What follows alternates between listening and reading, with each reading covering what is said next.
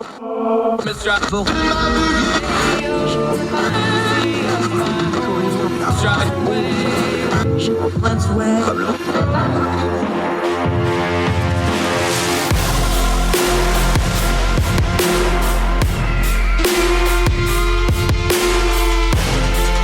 your host, Andrew Donaldson. This is Heard Tell.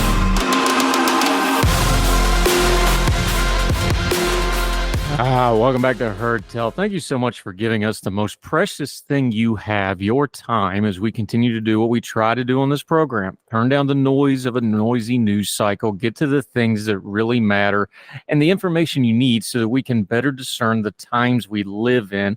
Going to do that a couple different ways today. One is we've got our economist friend, government bureaucrat, although we say it with love and affection, Stephen Popek is going to be on this term. We actually recorded that segment that's coming up after this one before the shutdown got averted over the weekend. We were surprised. So we actually had to cut about 20 minutes out of that conversation because it was about why the thing was shut down. But we still got a lot to talk about with Stephen about government spending. And we're also going to talk to Sarah Stook later in the program, get a Brit, our UK friend's version of what the GOP primary and that hot mess of a debate looked like with her. But I want to start here. Because they averted the government's shutdown, basically what happened was they passed a continuing resolution, a clean continuing resolution for 45 days. We're going to do this again. Congress hit the snooze button.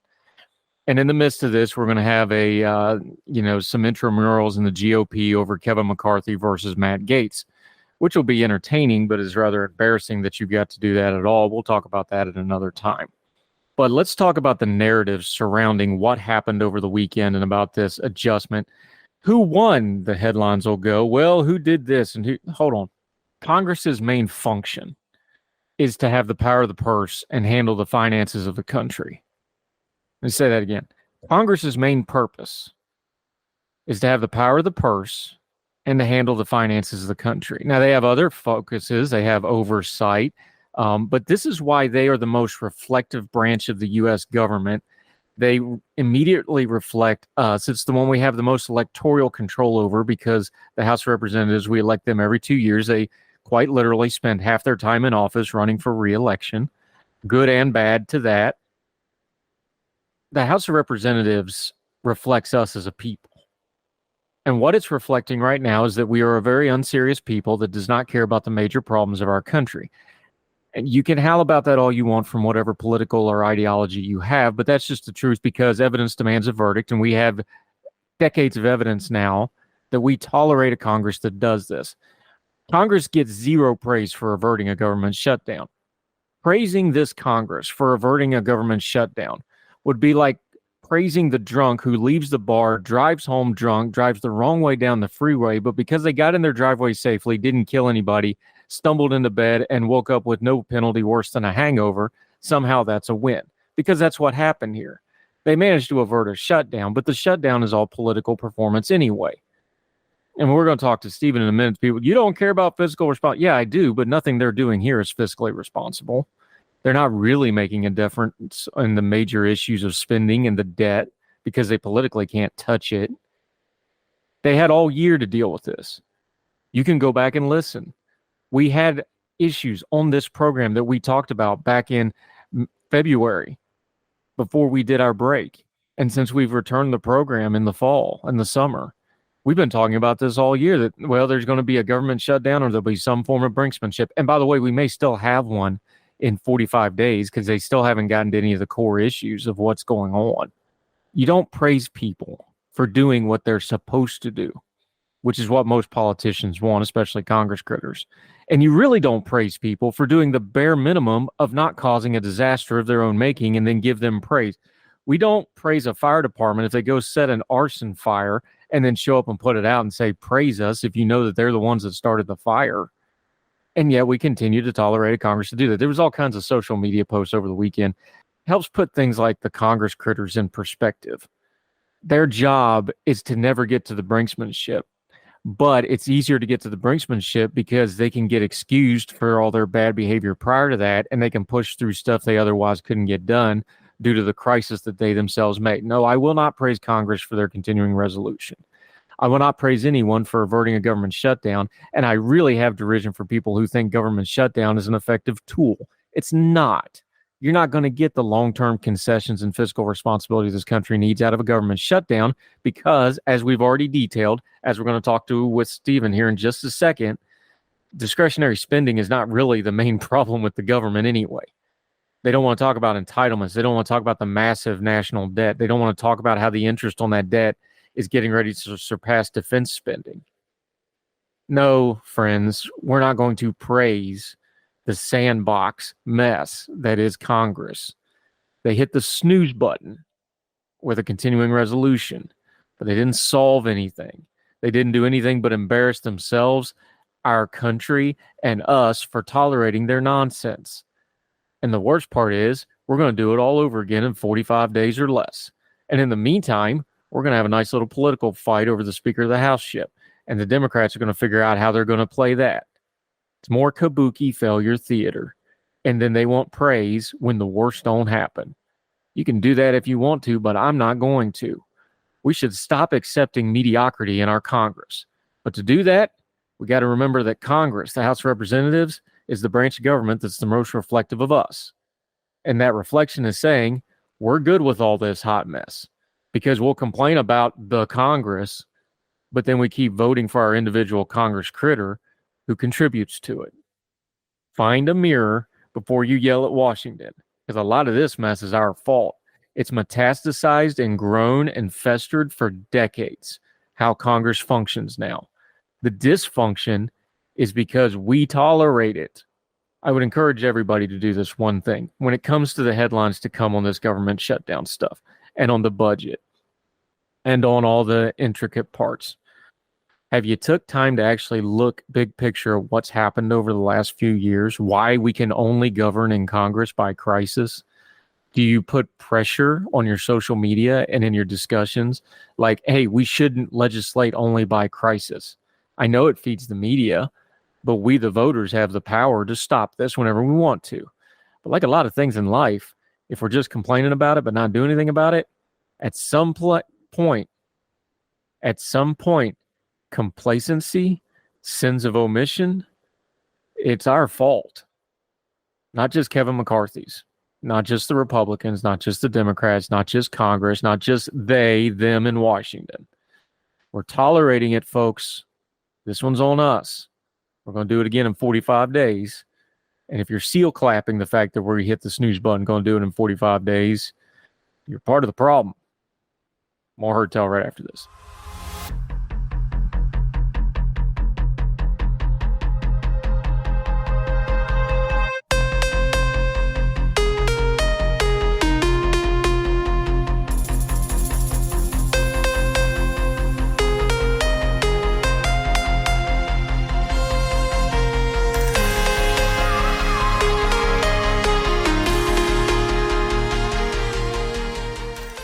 Welcome back to Heard Tell. All right, another one of our old friends, hadn't been on a while. Good to finally get him back to doing something productive, unlike his day job where he works at one of those four-letter government organizations. Hey, the government is not going to be popular in this segment. I'm just going to warn you up front. However, we will not hold that against him, even though he's got one of them PhDs and doesn't like to be called doctor and what such. He does know what he's talking about when it comes to economics. He's also a Ordinary Times contributor when we can get him to do it. Hint, hint. Stephen Bobbitt, great to have you back on the program, my friend. I've missed you. Well, let me talk to you, Andrew. What are you, Cody Rhodes now? Fine. He's also has a wonderful background in professional wrestling that we bring up every now and then before he went straight and decided to make a living with numbers. Brother, what are we going to do with this government shutdown thing? Because you're on the government side of it. I'm on the I'm not going to get a check side of it if you don't fix it. Most people are somewhere in the middle there. Let's start right here, though, because I can hear people already yelling, well, you don't care about fiscal responsibility. We have to shut down the government. Hold on. We went through this last week on the program. I actually got out the data from the government on how the government, both mandatory and non-mandatory spending, discretionary spending, not spending, how the spending is broken down by departments, which is a really important part of how the spending goes, where the government actually spends its money. And we broke it down and we went through it. What they are talking about as budget cuts in the current proposals by the hardliners in the Republican Congress, I'm not saying it's a nothing, because it's not a nothing. Yes, it's billions of dollars. As far as what we're actually spending money on, though, it's a nothing. It is. I like to point out to people that, one, the number of federal employees in the United States government has not increased since the late 60s. That's an interesting fact. Considering population growth, which is a number that is one of your pet peeves that you love to talk about, that's kind of incredible. Yeah. And yes, some of that's offloaded on government contractors, but let's keep in mind that the number of federal employees has been pretty steady. Number two is, we had a summer intern who came in, and this individual came in and said, well, this is the job that, I knew I was coming in to learn a bit about. I thought this team was going to be 100 people because of how big of a job it is across the nation. And I find out there's like about 10 of you. The perception that this person had about how many people were doing a job that was covering, nationwide things, was not what it actually is in reality. I think, we also, say, yes, you talk about the discretionary side versus the mandatory spending side. The discretionary side is, I would argue, very well managed. There's not a lot, it's not a lot of spending. The growth in spending that is the political kryptonite that no one talks about is on the mandatory spending. And Andrew, which programs are those? Yep. And here's the thing, and you're the economist, you talk about this. We've talked about it on the program. People complain about the DOD spending. There's a lot of waste and abuse in the DOD spending because it's education's got the same problem. Oh, it's for the kids and the in-classroom teachers, and none of that money ever gets in a classroom and goes to the administrative state. There's massive bloat in the DOD system. Sometime in the next few years, some people think it may have already happened, depending on the numbers, the interest on the national debt is going to be more than our DOD spending within the next few years. The entitlement spending is we're not even talking about the actual monetary problems of the country whatsoever, because nobody will politically touch it. It's just sitting out there like this big grenade that's waiting to go off. No, we're thinking about, can talk about it. We're thinking about canceling school lunch programs that have a large amount of support that says that this increases the educational outcomes down the line for kids in these programs, which means that they're more productive members of society, less likely to have truancy and other sort of behavioral problems. To me, that sounds like a long-term investment worth having, but yet that's the debate that we're having right now in the halls of Congress. I think that a phrase that comes to mind is how I feel about this: penny wise and pound foolish.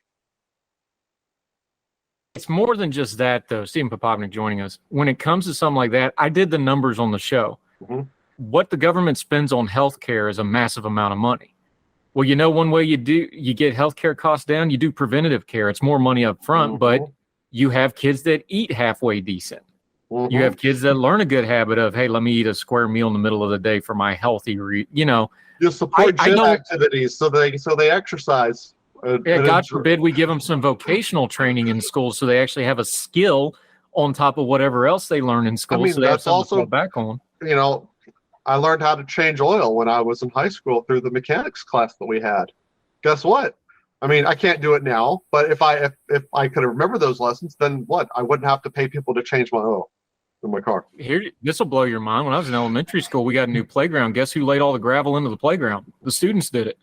Well, they literally brought the dump trucks in, dumped it, and the third and fourth graders went out there and spread all the gravel. They would lose their minds at stuff like that. I was about to say Boy Scouts because that sounds like an Eagle Scout project, but No, this was the school. They're just like, third and fourth grade's going to do the playground gravel. Okay, cool. Let's do it. By the way, our playground was gravel. Y'all complaining about that foam stuff. We thought the gravel was an upgrade. I'm going to say, I bet those third and fourth graders had a blast doing it too. Yeah, we had fun with it. Hey, I swear to God, you're an economist. You're into infrastructure. We went and saw the new bridge on Route 4 get built in Gasaway. What I'm telling you is we literally had a field trip to go see pavement. That's how country we grew up. I think I had a couple of those field trips too. Yeah, it's educational. Sure, it's great. But back to the spending with Stephen Popovnik, our economist friend. How do we ever get around to dealing with the entitlements now? Because we went through the numbers. The actual revenue of the government compared to the GDP is actually really pretty good. So if you were just doing your budget, what you spend on what you make, you're doing fine. But when you throw the national debt piece in there and the entitlement and how it's growing exponentially, that's the thing nobody wants to talk about. Either party, any ideology, nobody wants to discuss it. How do we talk about it? Because at some point, math wins, right, Economist? Math wins, but votes win before math. So you're talking about one of the challenges, right? You have to, who are the primary beneficiaries of the mandatory spending? That's Social Security and Medicare for the most part. Largest voting group in the country, too. So you have to have a conversation with that group to say, how can we help future generations? Because the debt load that we're having is unsustainable.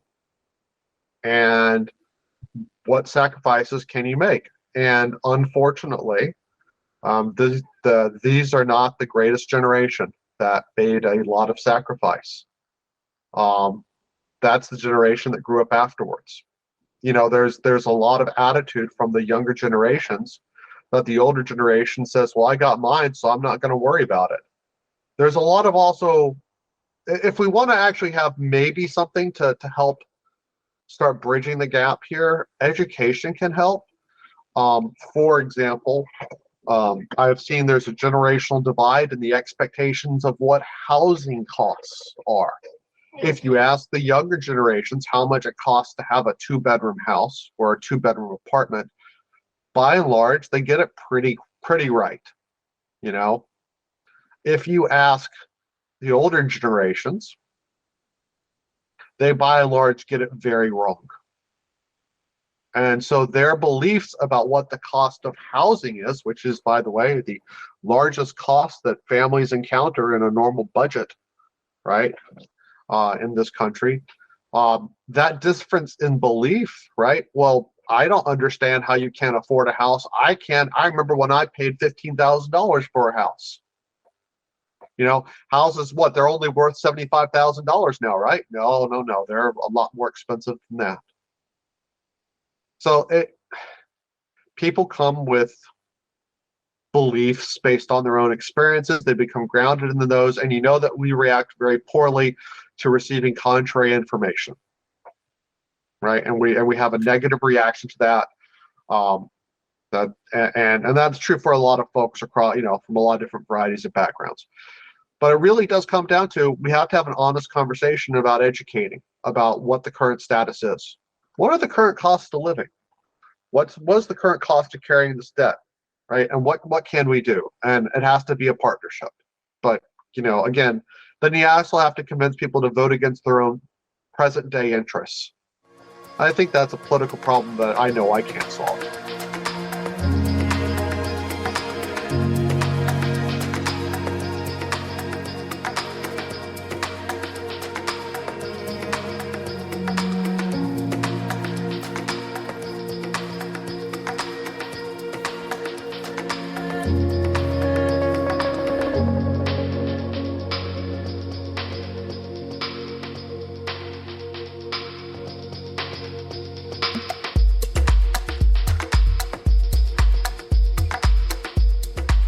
You can't solve it. Seems problem. You mentioned housing. I know that's your bailiwick. I want to get into it real quick before we let you go, though, because one of the parts of the housing debate that we don't talk about enough is, and I've tried to do perspective on this program with it, is it's a multiplier of other problems economically and also socially and also politically. When you have a housing crisis, it is a compression effect on pretty much any other problem you have politically, economically, or socially. We know this because we can see it in real time. Our friends up in Canada just talked about this on the program. They have an absolute crisis with housing and corporate right now.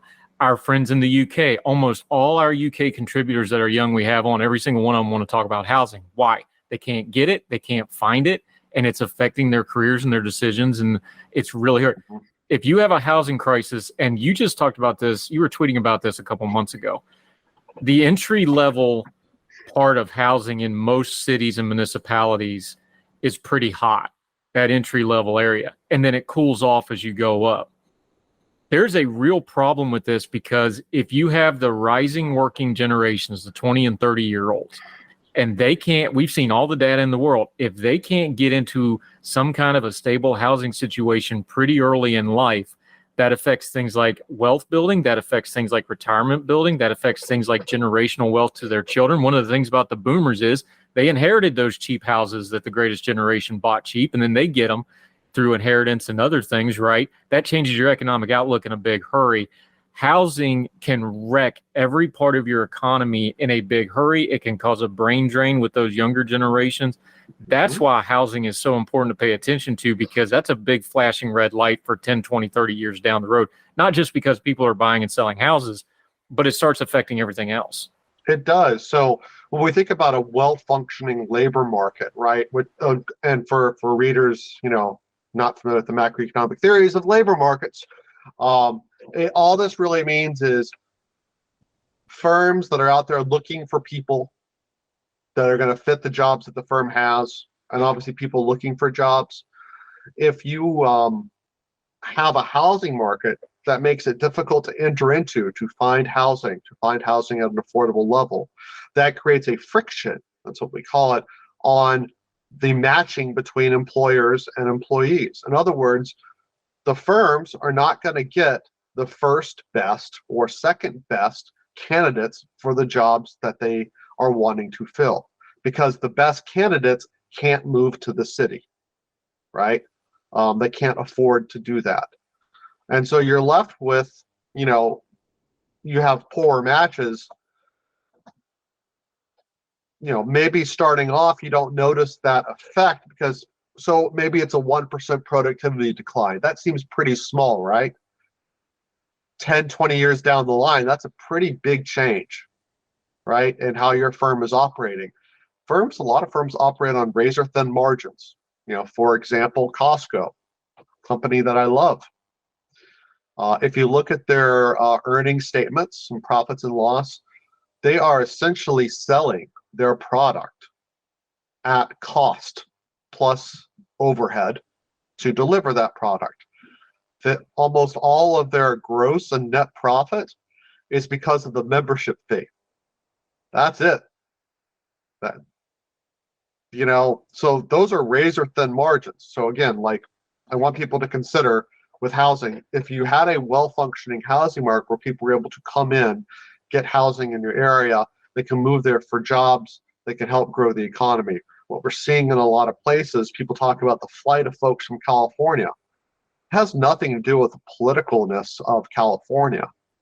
It has almost everything to do with the high cost of housing and inability to locate housing in areas that have labor markets that are attractive.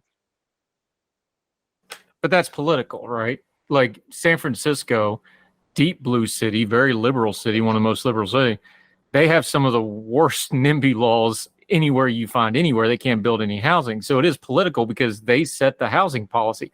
I know it's not as strict, Brit, because you have, NIMBY Republicans too, but there is a political element to that. It just it doesn't fit the national political narrative, though, because you have to get into these municipalities. And why? Because the data is firm. It's not so much an ideology, it's an age and income thing. The older you are and the better off financially you are, the more likely you don't want affordable housing anywhere near you. I think that's a true statement. Something I've encountered here in my local hometown of Alexandria, Virginia. It's hard to argue that we want to build another complex where we have, 100 designated affordable units, right, to help out folks of low to moderate income means and support that with, a lot of higher income folks living in that apartment complex. And you hear things about how the character of the neighborhood's going to change and about how the playgrounds aren't going to be safe and other arguments that don't hold up in the face of research. But folks, say, well, we want to support people's getting affordable housing. We've seen it in Alexandria. We want to support it. We do, but just not here in my neighborhood. It doesn't work like that. If you support affordable housing policies, like I do, wanting to give homeowners options on how they can utilize their property as they best see fit.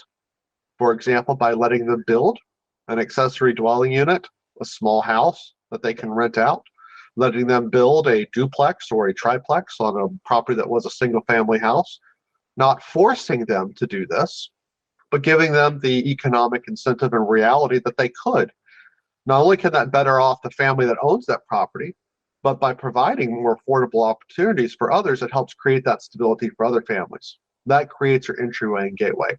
But even these simple little nudges seem to run into a lot of, as you said, NIMBYism, which is, what I guess one of the reasons why I'm so passionate about housing, Andrew, is that I found that being a YIMBY or a NIMBY is not well predicted by which party you vote for in November.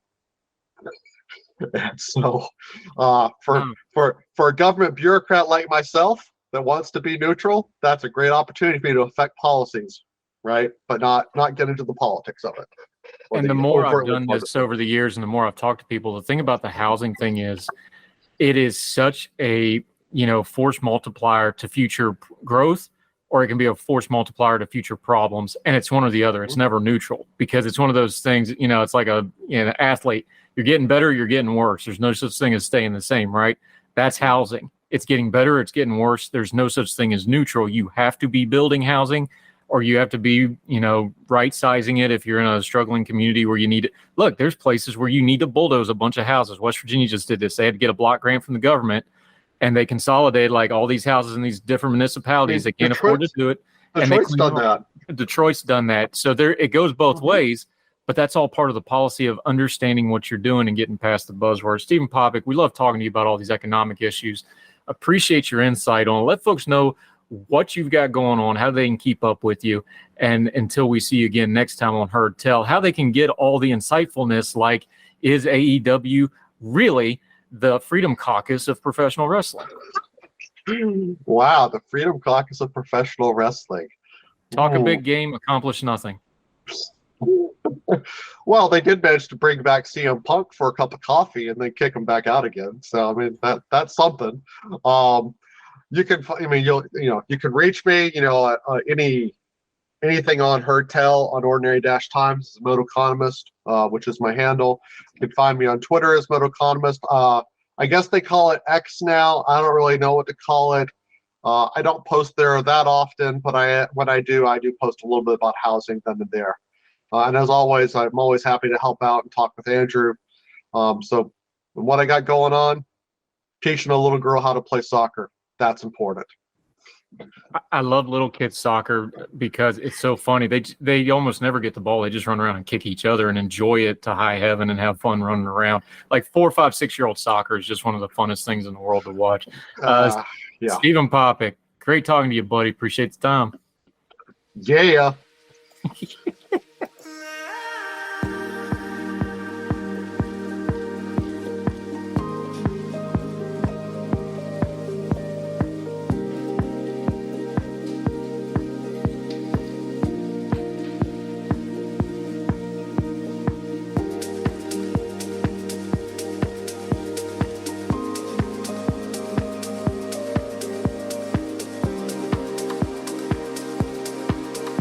Used to the new glasses.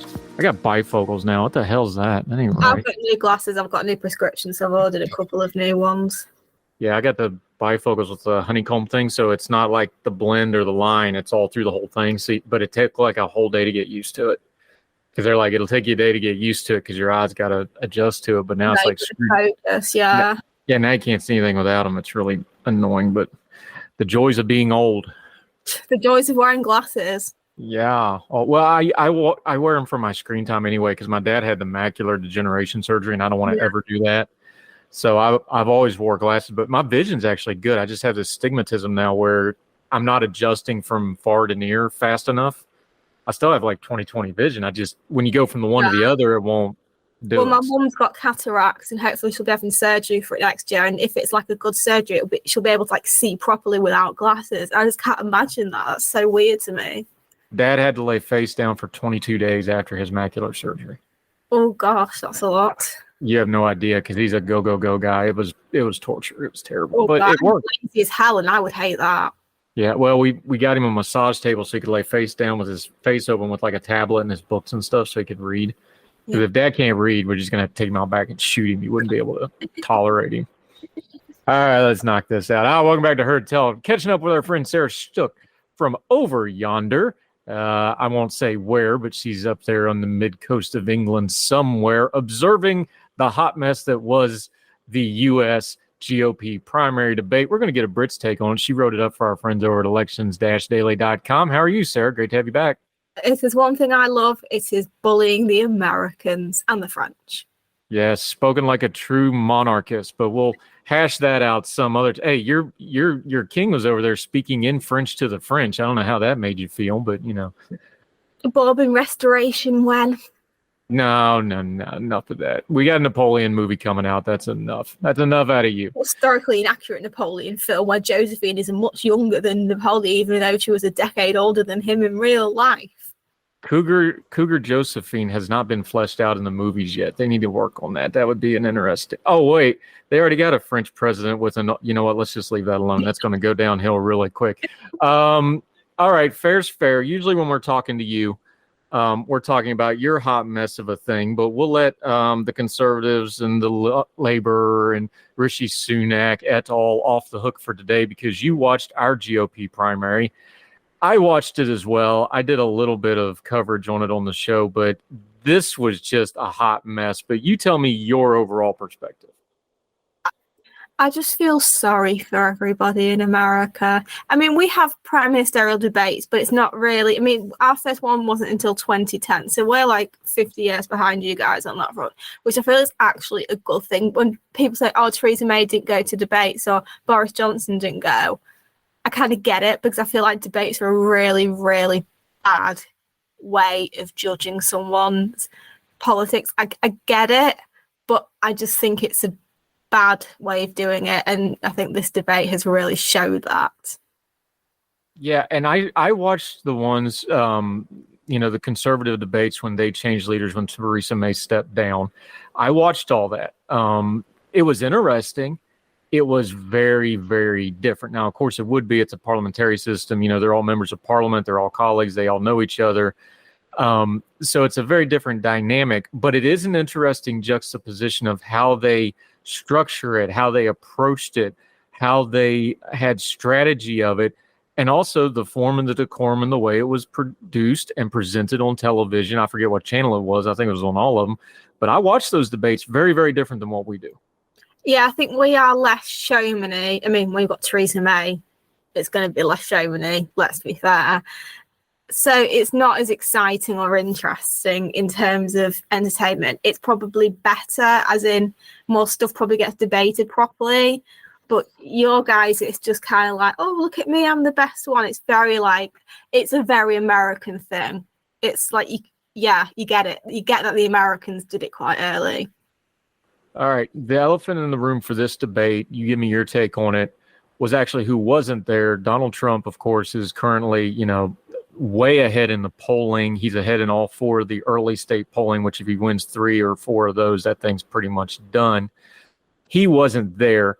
You have the outside perspective. You tell me, how does it hit you now that he didn't go to the first one? It didn't hurt him any. He didn't go to this one.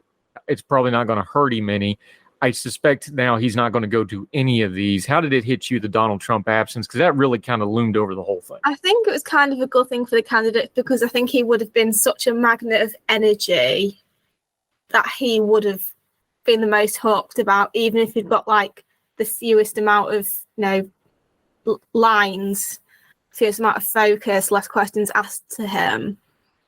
Yeah, I think because whether you like Trump or not, he's very funny. And when it comes to debates, he's very quick. He does know how to, make a good joke. Whereas Mike Pence tried to make a joke about sleeping with a member of the teachers union because his wife Karen's a teacher. And it's just like, oh, sweetie, you tried. Bless your heart, as the Southerners would say. Whereas Trump, I think, could have made a funny joke. Pence, it was just quite embarrassing. And to be honest, I don't think Trump really needs the debates. I don't think any of them need the debate. But when you're that far ahead in the polls, yet you're still facing criminal charges, you don't need to go. So, fair enough to him. He's probably doing whatever he's doing, legal troubles, golf, whatever. I get it. I totally support his reason not to. Obviously, it's easy for the candidates to knock him when he's not there. If he was there, would they have been so on him? I don't know. It's funny, too, because Sarah Stook joining us from elections-daily.com. It's funny because you could see the palpable need of the other candidates to have Donald Trump to get what they call in wrestling the shine off him. You put the unknown guy with the big star and they get some shine and they get known, right? Chris Christie is begging Donald Trump to pay attention to him so he can get some shine. A couple of the other ones, Ron DeSantis took some measured shots, but some shots at Donald Trump for not being there. They didn't seem to have a problem saying that he should have been there. That seems a little safe, but anything more direct criticism, very few of them did. And when they did, it was the Chris Christie, Donald truck can line that just did not go over well at all to, I don't think, anybody. It seems like they need Donald Trump a lot more than Donald Trump needs the debates right now. Yeah, it's very much an attention seeking.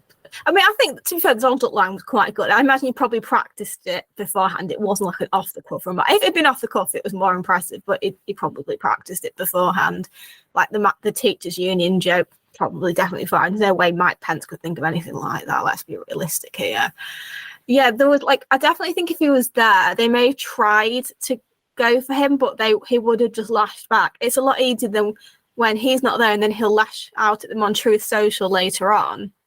And it's, it reminded Christie, and I said this publicly and I said it on the show, Christie reminded me of when Elon last spring was just begging Donald Trump to get back on Twitter. That's kind of how it felt with Christie. It's like he's begging Donald Trump to pay attention to him so he can lobby, because that's his whole, raison d'etre, or however it is those French say it, since you want to bring up the bourbons.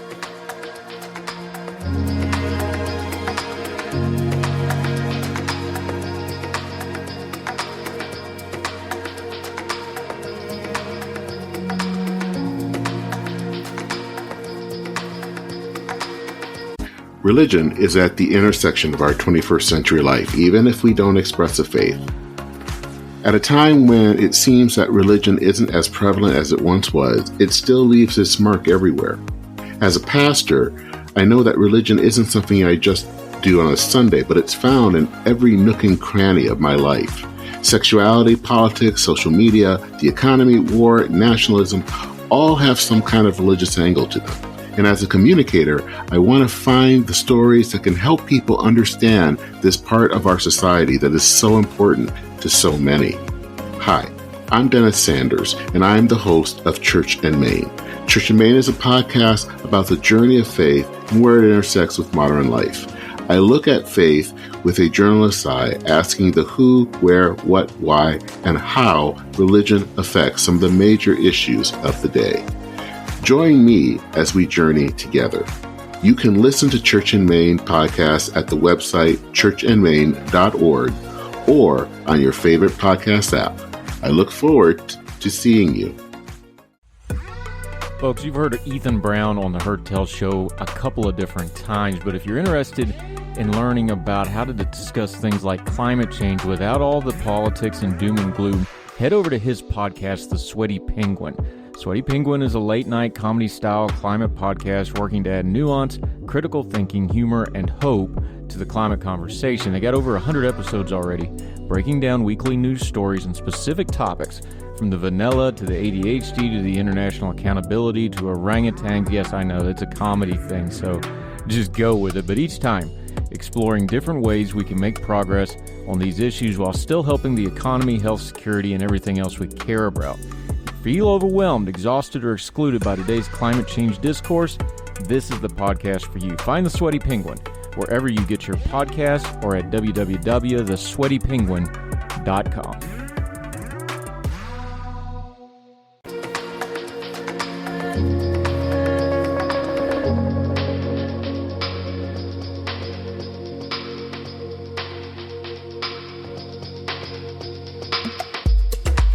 Let's just go down this list because you wrote kind of a straight review of the issues and stuff, but I don't know that the issues was the subject matter here as much as the individual people. Let's just kind of go down the list here a little bit of folks. One candidate that folks thought did really good in the first one seemed like he really struggled in this one. Senator Tim Scott of South Carolina. How did he hit you? I think he's a likable person and he seems like a nice guy. which I think is nice. It's good that we have nice people. I mean, he might be a totally horrible person in real life. I mean, you don't know. But he seems affable, seems like he comes across as like the compassionate candidate, like, oh, I was raised in a single parent household as an African American. I understand how it is. And I did appreciate how he did like say, look, I have been discriminated against, and did discuss things like slavery, when I think there's an expectation of Republican minority candidates not to discuss that kind of thing, or to at least downplay their status as a minority. And I appreciate that. I think he was right to say that, especially since people make awful comments at minority Republicans about them being minorities and Republicans, saying horrendous things to them. But he's just not got, you can't see him on the world stage. And again, I know a debate isn't the best way to, assess a candidate, but he hasn't really, got the, foreign policy experience. Yeah, he's been ahead of a few committees in the Senate, but like they did straight up ask him, what have you got to bring to the table? And I just don't think he could really answer properly, which, may not be a bad thing. There are, have been plenty of politicians who have not had any, real political experience. Zachary Taylor was a soldier. We've had quite a few soldier presidents who weren't really into politics. But yeah, I just don't think he really has a shot. In the Senate, he's fine, but and also the fact he's single, I still think a lot of Americans expect family values presidents. Like Cory Booker had his girlfriend out and then they broke up. And I still think Americans still tend to go for a person who's married with kids. However many marriages, however many kids it is, I still think they sort of a bit more comforted by somebody who's married and had kids. And I think and I don't think that's necessarily an indicator of a good president, but I think that's what Americans think. I might be wrong, but that's what I sort of glean from it. All right, you're the beat reporter for the Nikki Haley beat for Elections-Daily. This is the other half of the South Carolina contingent. She had the line of the night with, telling Vivek, rhymes with snake, rhymes with fake, that every time he talks, she feels dumber, which was probably the best line of the night. My concern with her and Tim Scott together is when they're both in an early state and they're both from the state, they're going to kind of cancel each other out. There was that moment on stage, and I think it happened to us in real time, where it was just Nikki Haley and Tim Scott arguing. I, honest to God, could not tell you what they were arguing about because they were just arguing over top of each other. And it was the physical embodiment of what a lot of us that follow politics thought. They're going to cancel each other out. And South Carolina, they're going to wind up second and third or third and fifth or something. And that's going to be that. And we physically saw it right in this debate. Yeah, because I get a lot of Nikki Haley stuff. I get like the emails, which really helps when I do my weekly diary. So I get a lot of like Nikki Haley stuff. So I'm sort of, that's like the candidate I'm most aware of, as it were. A couple of people commented on Twitter about her, and it'll be interesting what other people think. A few people seem to think she came off as a bit mean, a bit scolding. Somebody negatively compared her to Hillary Clinton, for example, saying like she just seemed like she was sort of a bit harsh, a bit telling people off. Well, I think she was definitely tougher in this debate. Whether she thinks she has to be tougher because she's the only woman on stage, or that's, how she's sort of coming out of it, which I thought was interesting. Again, I think she seems like a likable person. She's always, tweeting Instagram about her family. And I think she has, the political experience. She's worked with the UN. She's been a governor. So she's got sort of both political debate, foreign policy debate. And I think, she wouldn't be the worst candidate in the world. But it'd be just very interesting to see, who should pick as her, her ticket mate, because there'll be people who won't vote for her because she's a woman. There are still people who won't vote for people if they're atheist, Muslim, Jewish, gay, women. And I think that's something she would definitely have to factor in. But I'd just be interesting to see how she would go up against Biden, because I feel like she's not really in his orbit in the way maybe Trump and DeSantis are. So if she ever did get further than she did, I'm just not sure how that would play out. And I would be interested to see, what a Haley-Biden match would be like. Yeah, it'd be an interesting juxtaposition. What about Mike Pence? You just mentioned him. Okay, I've already got my bias on the table. I've got all kinds of issues with Mike Pence. I think he's one of the phoniest politicians I've ever seen in my life. I've got years of book on what he is and what he says, and they don't match up. He does this, I called it the Pence Priolet, where everything good about the Trump administration, it was our administration. Everything bad, it was that dastardly Donald Trump. Like, he doesn't want the credit or the blame. You know, he does this little rhetorical thing. Our administration, when he wants it to be, is like, I broke with Donald Trump when it was bad. It's like, no, dude, you stood beside him for all but 3 minutes. Just chill out. I think he came off terrible in this debate. He was so cringy when he tried to do humor. He's so canned, so practiced, so measured, so just utterly precious. But I'm biased. I don't like the man. You tell me what you think. Well, I don't want to sort of be too judgy about the candidates because it's not my election, and as a Brit, I feel like I can have opinions on the people, but I don't want to be too forthcoming because it is an American election. It's your guys' choice. It's not my choice. But I agree, he shouldn't try to be funny. There are some politicians who just should not try to be funny, and he's probably like number one up there. I think he's trying to be a bit Jimmy Carter. I'm conservative, Jimmy Carter wasn't, folksy. I'm dedicated to my wife and my kids. He's trying to do that whole, I'm like the proper family values conservative politician because, if you're comparing to Trump, who's married 3 times, had an affair with a porn star, not exactly, the perfect evangelical candidate. And that's what, I think Pence is trying to go for the evangelical vote, which I think he's probably more entitled to because, he does the whole family values, goes to church, whatever. But he's just so boring. And again, I know you shouldn't judge them based on just one debate, but he's so boring. You can't see him. I mean, he'd get the bureaucratic stuff done. Like, it'd be all right in meetings with the Joint Chiefs and, meeting the king and whoever else. But I just don't see it. I just can't see Mike. I mean, the only thing he's got going for it is that he's a white male, which is, apart from one president, has been every president. So he's got like that look down. But, maybe 20 years ago, 100 years ago, fine. But no, I just don't think he's got anything about him. And he's just not funny. It's just quite painful to watch. It was so cringy when he started trying to get in on the jokes. When you're delivering your jokes, Mike Pence, timing is more important than the punchline. Any comedian will tell you that.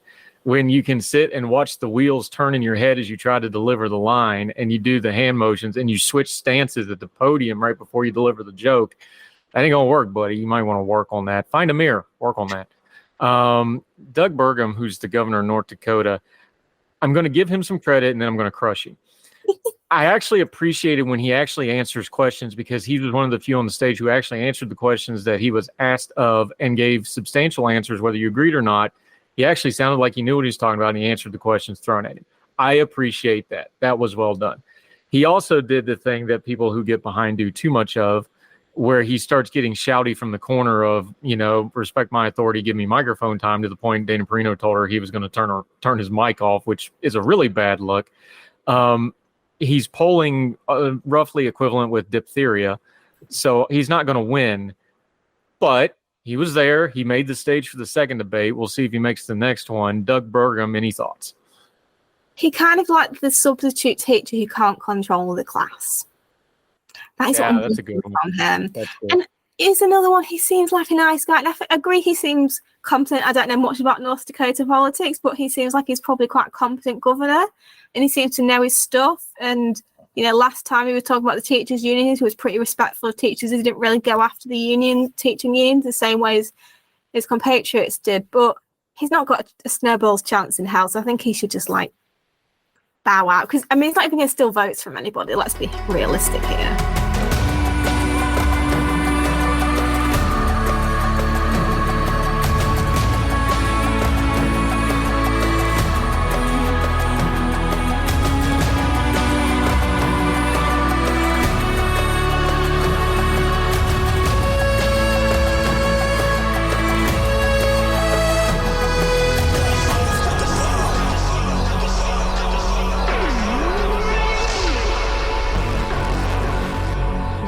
We already talked about Chris Christie, so we'll skip that. He was for Trump before he was against him, and now it's all Trump all the time, so I'm not going to waste any more time on our friend Chris Christie. the person most people thought came off the best, and I agree, I think he came off the best because he's one of the few that didn't have any silly moments. And he had that great moment at the end when they asked that one of the worst questions I've ever heard in a day in my life of, write down the name, like, no, this is dumb, we're not doing this. That was a good line. Ron DeSantis, governor of Florida. You got to take the context. He's been in the race. He's been the number 2 since he got in the race. He's not moving in the polls except in the wrong direction. If you look at the polling, that anti-Trump vote is just bouncing between DeSantis and Haley and back to DeSantis, and it's not really going anywhere. He did the best of this group, but again, Trump wasn't there. Did he really do anything to change his current situation of being a distant second place? I'm almost disappointed. I put into this out in a different podcast that I'm almost disappointed in DeSantis in that he seems to have lost his shine. As a governor of Florida and a campaigner in Florida, he made Florida a supermajority. He won by an absolute landslide when the Republicans didn't do as well as expected last year. And I think because if he stuck with governor of Florida, he'd be much more of like a consolidate around him. But he's not a natural debater. And I'm going to say this again and again. It's not the right way to, choose your candidate. It's by election. I think he'd be definitely competent, but it's a different ball game when you're in Florida, when you've got a supermajority, a lot of voters, versus when you're president, when you're against maybe a Senate and a Congress who are majority Democrat. Say you've got majority Democratic governors.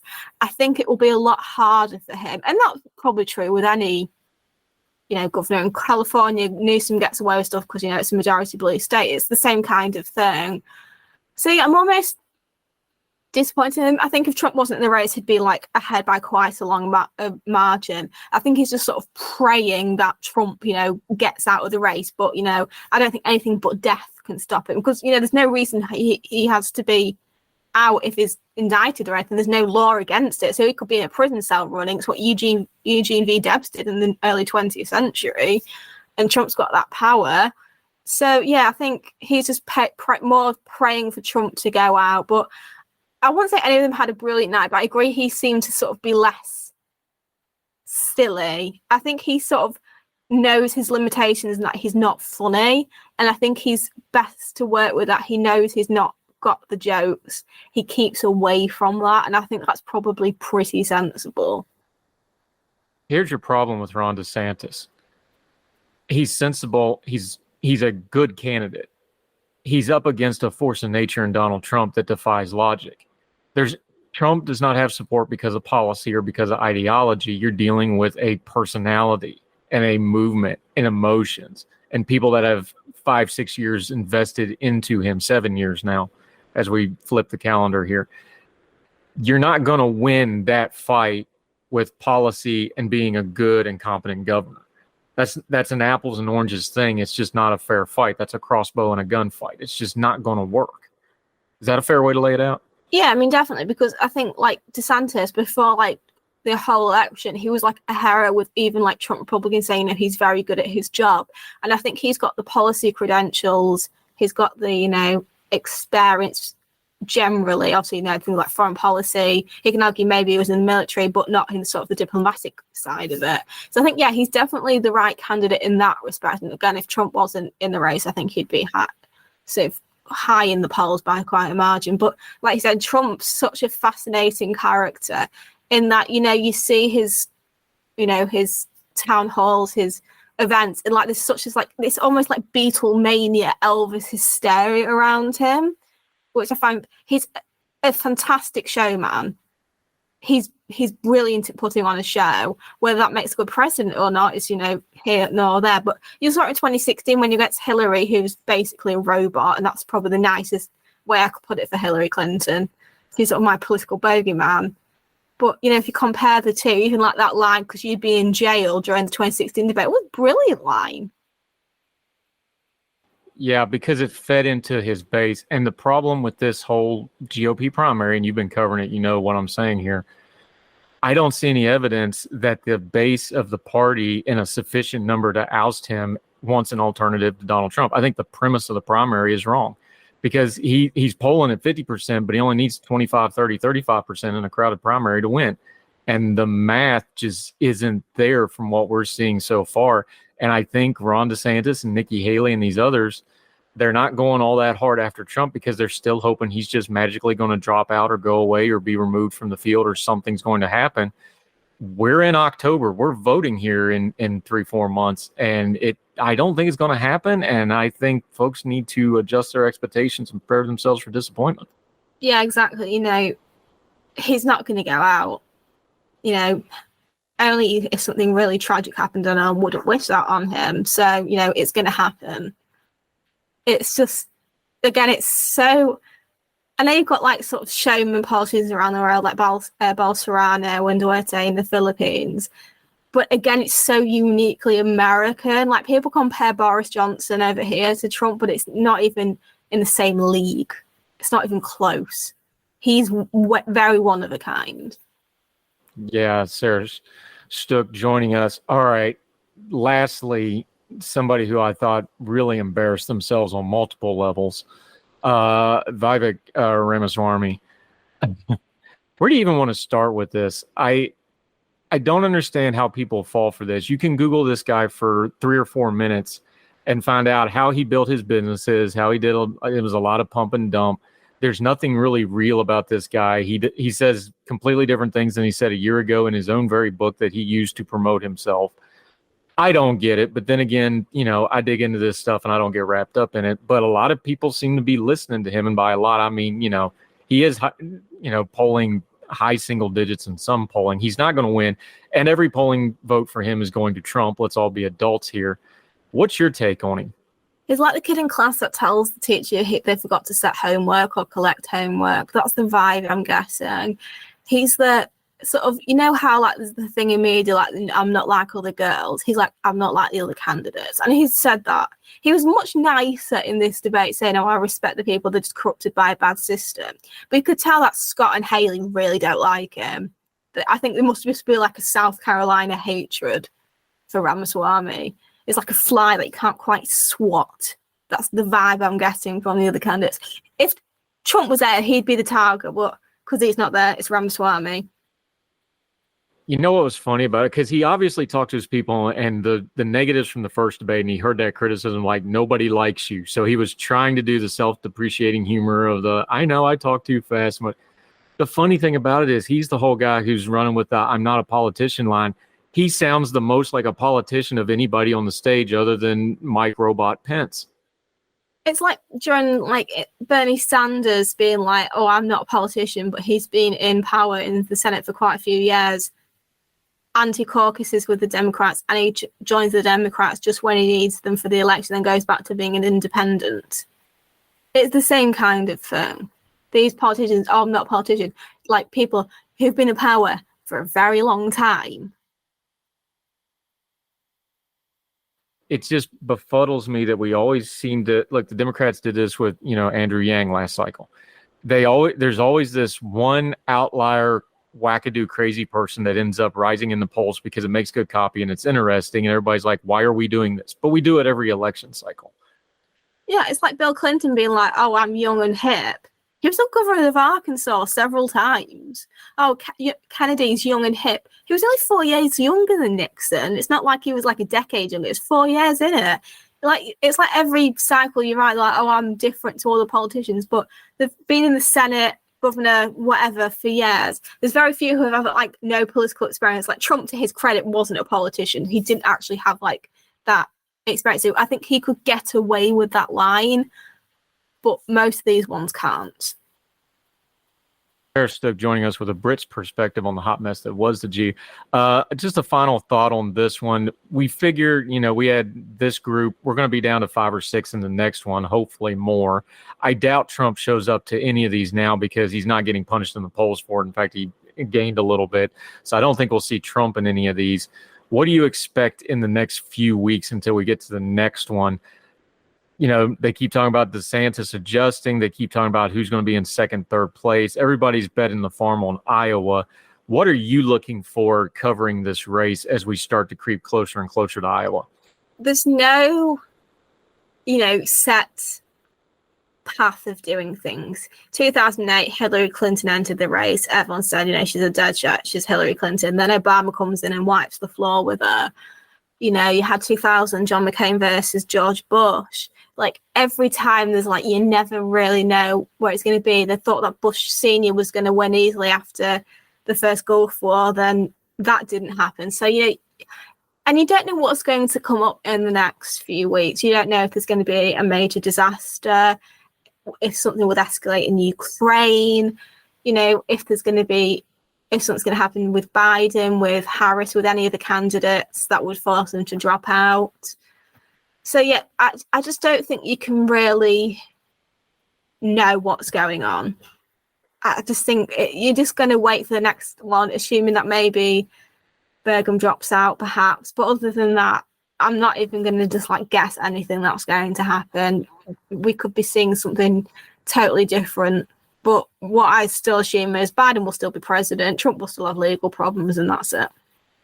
Yeah, and I think they're going to have an oxygen problem for the next couple of weeks because the government shutdown is going to just suck all the oxygen out of the room for the news media for however long that goes. And it looks like it's going to be at least probably a couple of weeks, especially if we depose the Speaker of the House in the middle of it. That'll extend it another week or two because they got to go through that process. Sarah Stuck, always appreciate your views, letting you take some free shots at us. Usually we have you on so we can take some shots at y'all over there, but we'll give them the day off. Let folks know how they can keep up with you. We're going to link to her coverage, elections-daily.com. She did a straight down the middle reporting on it. Now we're getting her caller to add to it.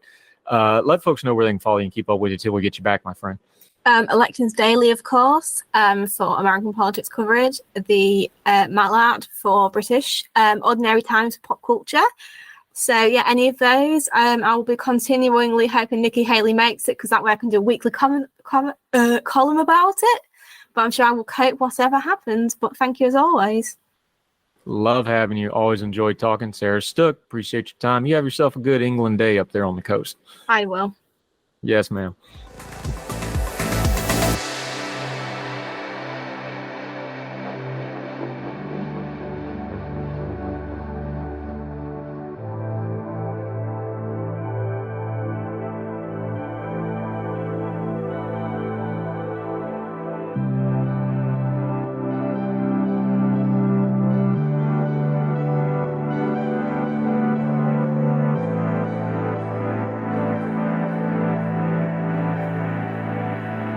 And that'll do it for this edition of Heard Tell. Wherever you are, you can join us through whatever medium you're listening to. If you're on iTunes, Spotify, iHeartRadio, we're even on some podcasts over in India. You folks in India, we see you on the stats. Welcome. Thank you. Drop us a line. We're all over the world and on any podcasting platform you can think of. Make sure you're subscribing and or following or whatever that platform calls it. That helps us keep track of you, lets us know how you're listening to the program. Make sure we can tailor it to get it to you. Heard Tell Show or my name, Andrew Donaldson, on any of those platforms. It'll come right up. But we have a one-stop shop for everything that we do. Heardtell.substack.com. It's completely free. Subscribe. You get everything right into your inbox. Anytime I write, do a media appearance, do a new episode of Heard Tell. We also have Heard Tell specials.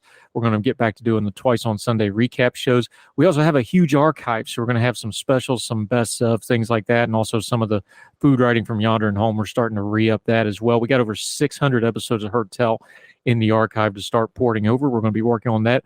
So sign up for the Substack. Please get you right in your inbox. Never miss anything. Doesn't cost you anything more than a click. Heardtell.substack.com. We sure appreciate it. And follow us on social media. Heard Tell Show on the Twitter. Four for the Fire is my personal Twitter handle. No, we're not going to call it X. But if you could share us and let folks know that our programs are worth checking out, we sure would appreciate it. So wherever you are, across the street or around the world, we hope you're well. We hope you are well fed. We'll talk to you real soon for the next Heard Tell. All the music on Heard Tell is provided under a Creative Content license from monstercat.com. Somos la máquina. Folks, if you've listened to the Heard Tell program, you've heard our friend Gabriella Hoffman, but you need to make sure you're checking out her podcast, District of Conservation. It's a podcast exploring the nuances of true conservation efforts from DC and beyond. From topic discussions to exclusive interviews with conservation and energy newsmakers, Gabriella keeps listeners appraised of the latest news stories while elevating important voices. Listen to the District of Conservation on Apple Podcasts or wherever podcasts are played. Religion is at the intersection of our 21st century life, even if we don't express a faith. At a time when it seems that religion isn't as prevalent as it once was, it still leaves its mark everywhere. As a pastor, I know that religion isn't something I just do on a Sunday, but it's found in every nook and cranny of my life. Sexuality, politics, social media, the economy, war, nationalism, all have some kind of religious angle to them. And as a communicator, I want to find the stories that can help people understand this part of our society that is so important to so many. Hi, I'm Dennis Sanders, and I'm the host of Church and Main. Church and Main is a podcast about the journey of faith and where it intersects with modern life. I look at faith with a journalist's eye, asking the who, where, what, why, and how religion affects some of the major issues of the day. Join me as we journey together. You can listen to Church and Main podcasts at the website churchandmain.org or on your favorite podcast app. I look forward to seeing you.